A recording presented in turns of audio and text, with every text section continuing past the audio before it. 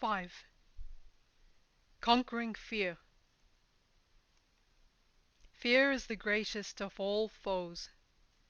It is a devil residing within. Fearlessness is the first rung on the ladder of freedom. The Devil.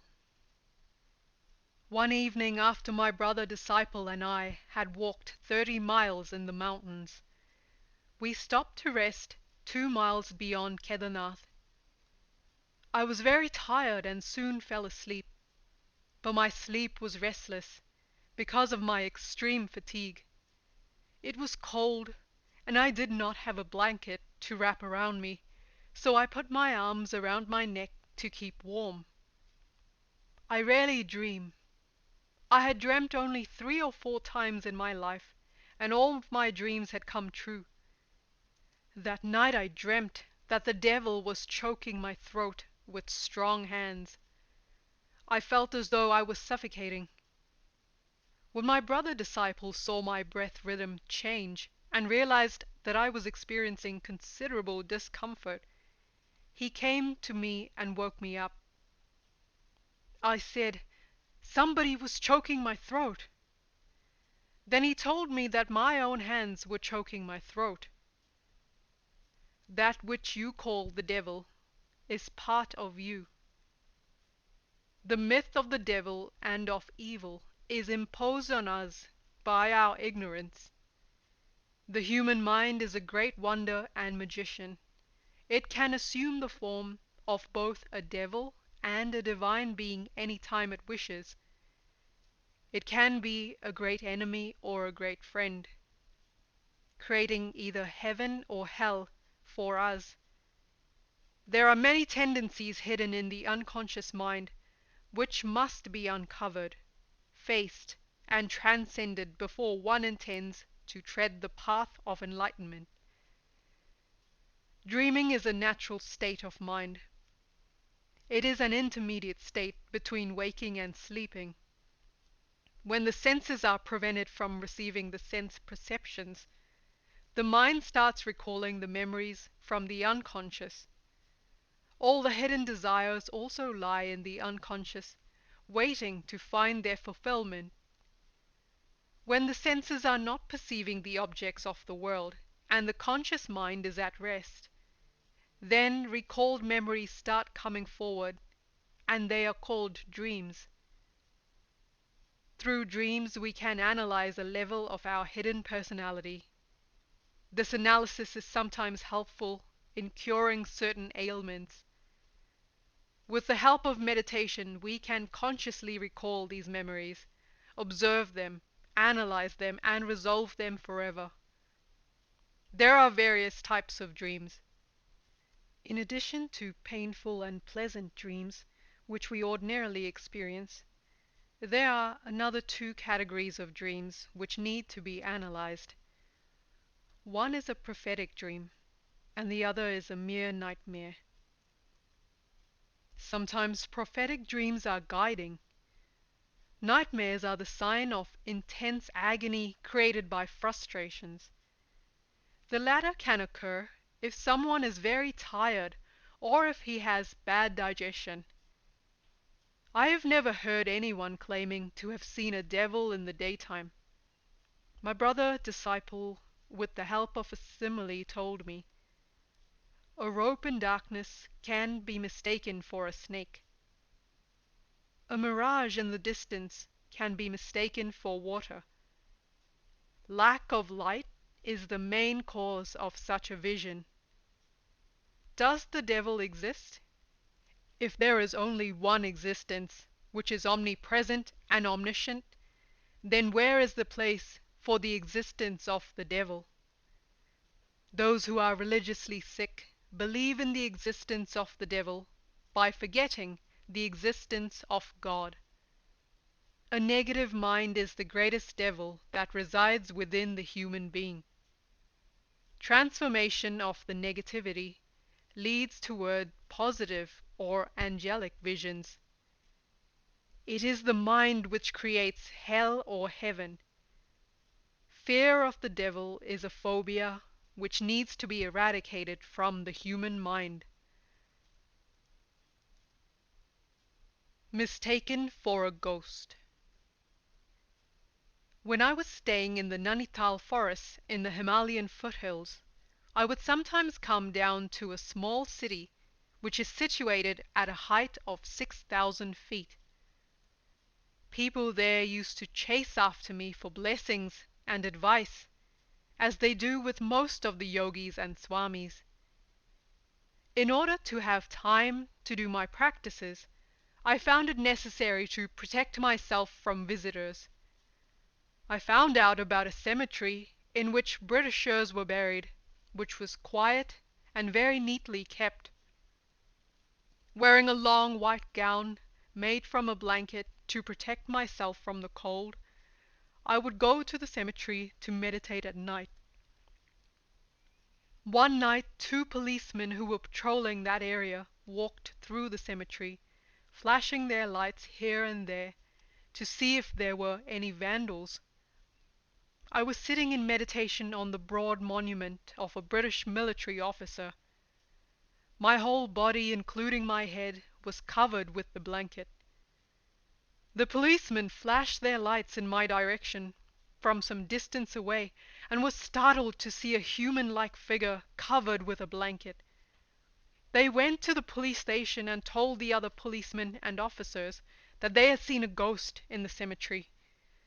The rumor spread all over the city, and many people were frightened.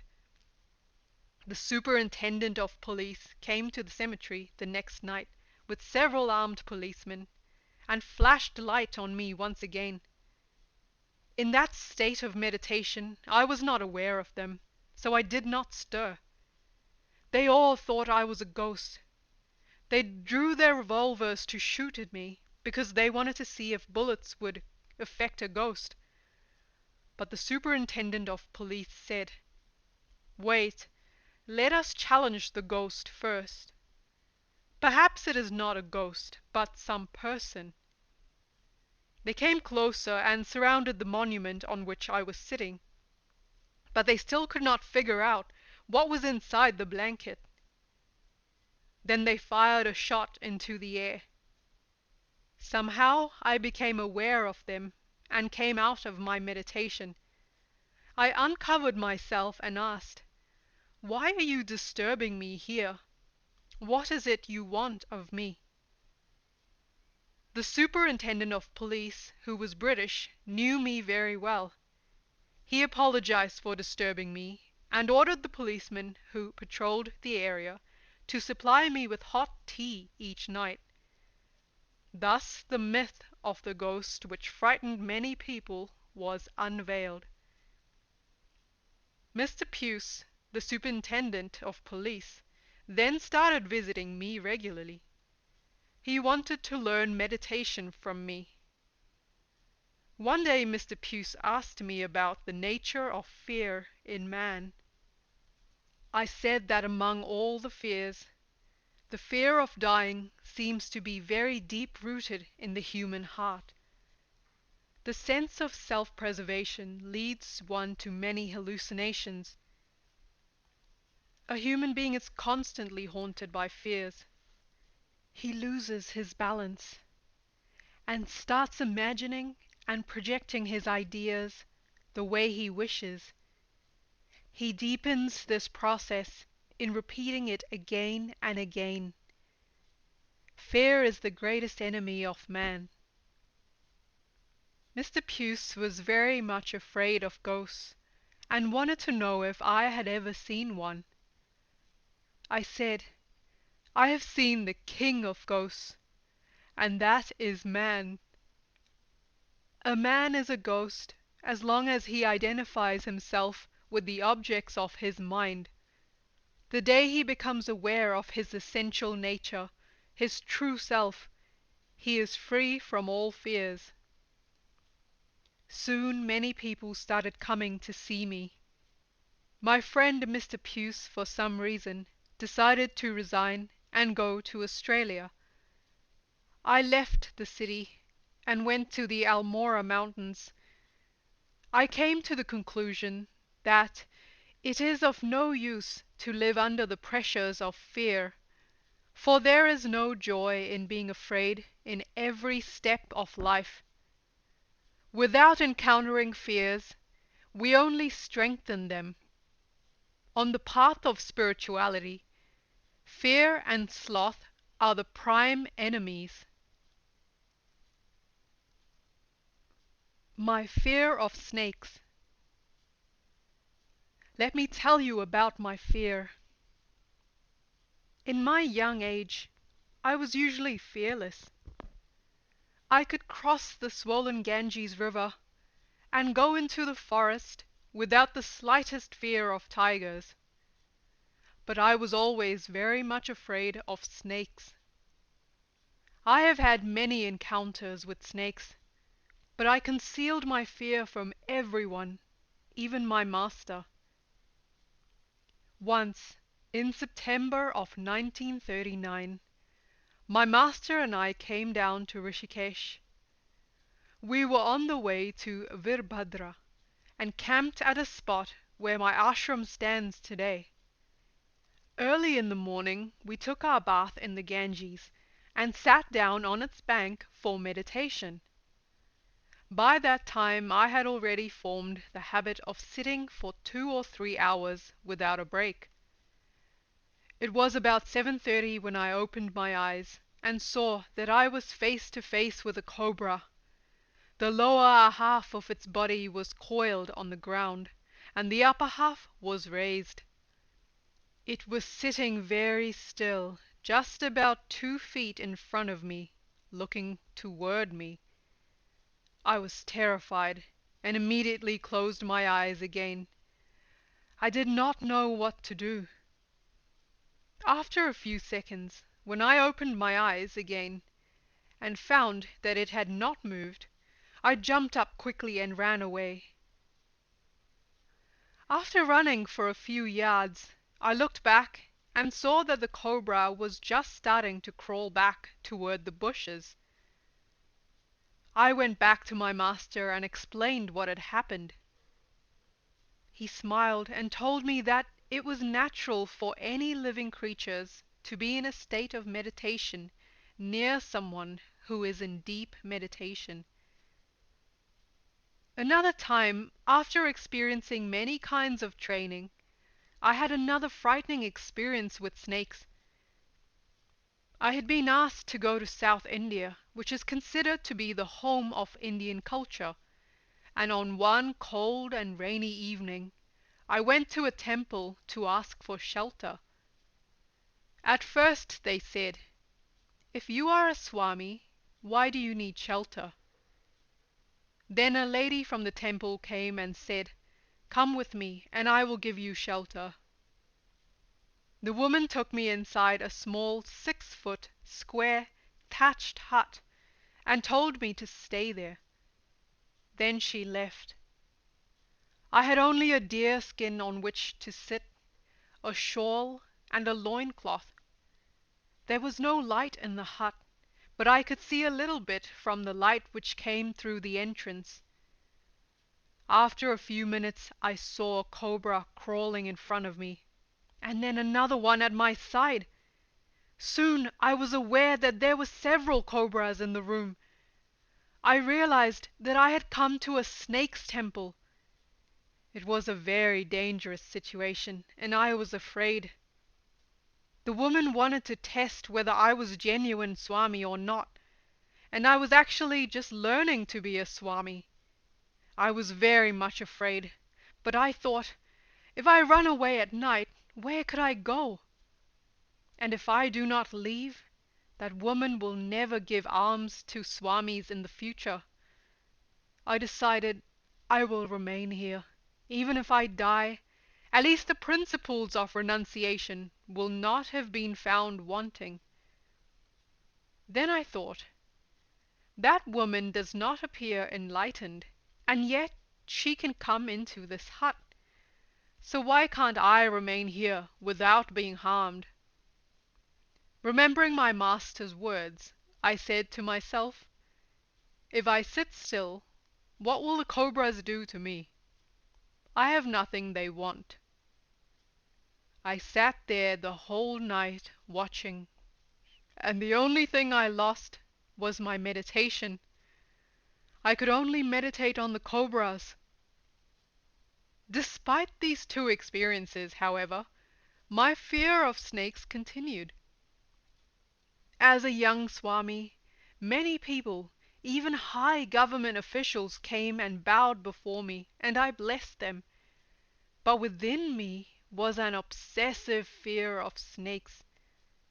I would teach the Brahma Sutras, the philosophy of fearlessness, to my students, but fear was there inside me. I tried my best to remove the fear by intellectualizing it, but the more I tried, the stronger the fear became. It became so strong that it started creating problems. With any sudden noise, the thought of snakes would come into my mind. When I sat for meditation, I would often open my eyes and look about. Wherever I went, I would look for a snake. Finally, I said to myself, "You must remove this fear, even if you die in the process. It is not good for your growth. How can you lead people who love, respect, and depend on you? You have this fear, and yet you are guiding people, you hypocrite." I went to my master and I said, "Sir?" He said, "I know what you want. You are afraid of snakes." "If you knew, why didn't you tell me how to get rid of that fear?" I asked. He said, "Why should I tell you? You should ask me. Why did you try to hide this fear from me?" I had never kept any secret from him, but somehow I did not tell him about this fear. Then he took me to the forest and said, "We are observing silence, starting tomorrow at dawn. At 3:30 in the morning you will get up and collect leaves and wild flowers for a special worship that we will do." The next morning I found a big heap of leaves. As I picked up the heap in the darkness, I realized that there was a cobra in it. It was in my hand, and there was no escape. I did not know what to do. I was so frightened that I was on the verge of collapsing. My hands were trembling. My master was there, and he said, "Bring it to me." I was shaking with fear. He said, "It will not bite you." The unconscious fear welled up nevertheless. My mind said, "It is a death that you are holding in your hand." I believed my master, but my fear was stronger than my belief. He said, "Why do you not love that snake?" "Love!" I cried. "How can you love something when you are under the influence of fear?" This is a familiar situation in the world.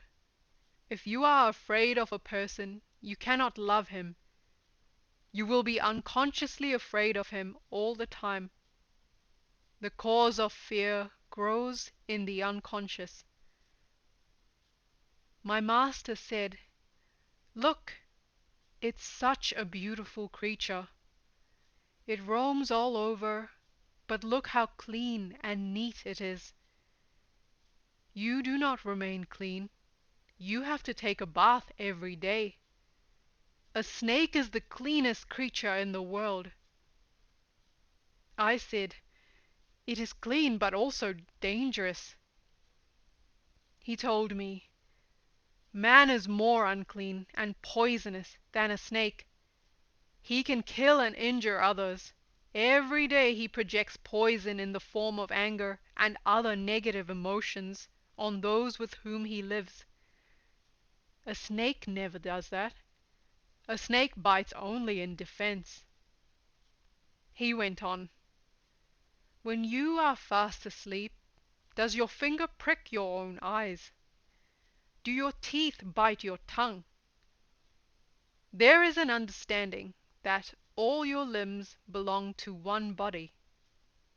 The day we have a like understanding that all creatures are one, we will not fear any creature.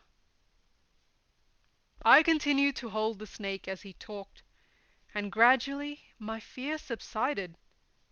I began to think, if I don't kill snakes, why would a snake kill me? Snakes don't bite anyone without reason. Why should they bite me? I am nobody in particular. My mind gradually began to function normally. Since that experience, I have not again been afraid of snakes.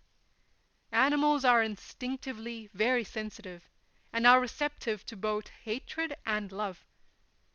If one has no intention to harm animals, they become passive and friendly. Even wild animals would like to associate with human beings. In the valley of the Himalayas, I observed this tendency in animals over several years. They come near the villages at night and return to the forest early in the morning. They seem to want to be near human beings, but are afraid of the human's violent nature. A human being with all his selfishness, attachments, and hatred loses touch with his essential nature, and thus frightens the animals, who then attack in self-defense. If a person learns to behave gently with animals, they will not attack him. I often remember the way Valmiki, Saint Francis, and the Buddha loved animals, and I try to follow their example. Fear gives birth to insecurity, which creates imbalance in the mind, and this influences one's behavior. A phobia can control human life, and finally lead one to the insane asylum. If a fear is examined, it will usually be found to be based on imagination, but that imagination can create a kind of reality. It is true that fear creates danger, and human beings then must protect themselves from that self-created danger. All of our dreams materialize sooner or later. Thus, it is really fear that invites danger, though we usually think that danger brings on the fear. Fear is the greatest sickness that arises from our imagination. I have seen that all fears and confusion need only to encounter some practical experience, and then they can be easily overcome. The first 10 commitments of the Yoga Sutras are preliminary requisites for attaining samadhi, and the first is ahimsa. Ahimsa means non-killing, non-harming, and non-injury. By becoming selfish and egotistical, human beings become insensitive and lose the instinctual power. Instinct is a great power, and if properly used, can help one in following the noble path of ahimsa. In all my years of roaming in the mountains and forests of India, I have never heard of any sadhu, swami, or yogi who was ever attacked by any wild animal. These people do not protect themselves from all animals, or natural calamities like avalanches. It is inner strength that makes one fearless, and it is the fearless one who crosses the individual consciousness and becomes one with the universal consciousness. Who can kill whom? For Atman is eternal, though the body must return to dust sooner or later. This strong faith is enjoyed by the sages of different orders in the lap of the Himalayas. In a tiger's cave. Once I was traveling all alone in Tarai Bhavar toward the mountains in Nepal. I was on my way to Kathmandu, which is the capital of Nepal. I walked 20 to 30 miles each day. After sunset, I would build a fire, meditate, and then rest. I would begin walking again at 4 o'clock the next morning and walk until 10 o'clock. Then I would sit near water, under a tree, through the middle part of the day, and travel again from 3:30 until 7 in the evening. I walked in my bare feet, carrying a blanket, a tiger's skin, and a pot of water. At about 6 o'clock one evening, I became tired and decided to take a short nap in a cave which was about 2 miles from the nearest road. I spread my blanket on the floor of a small cave because it was a little damp. As soon as I lay down and closed my eyes, I was pounced on by 3 little tiger cubs who made gentle little cries and pawed at my body. They were hungry and thought that I was their mother. They must have only been 12 to 15 days old. For a few minutes I lay there petting them. When I sat up, there was their mother standing at the entrance to the cave. First I feared that she would rush in and attack me, but then a strong feeling came from within. I thought, I have no intention to hurt these cubs. If she leaves the entrance of the cave, I will go out. I picked up my blanket and pot of water. The mother tiger backed off from the entrance, and I went out. When I had gone about 15 yards from the entrance, the mother tiger calmly went in to join her babies. Such experiences help one to control fear and give a glimpse of the unity that lies between animals and human beings. Animals can easily smell violence and fear. Then they become ferociously defensive.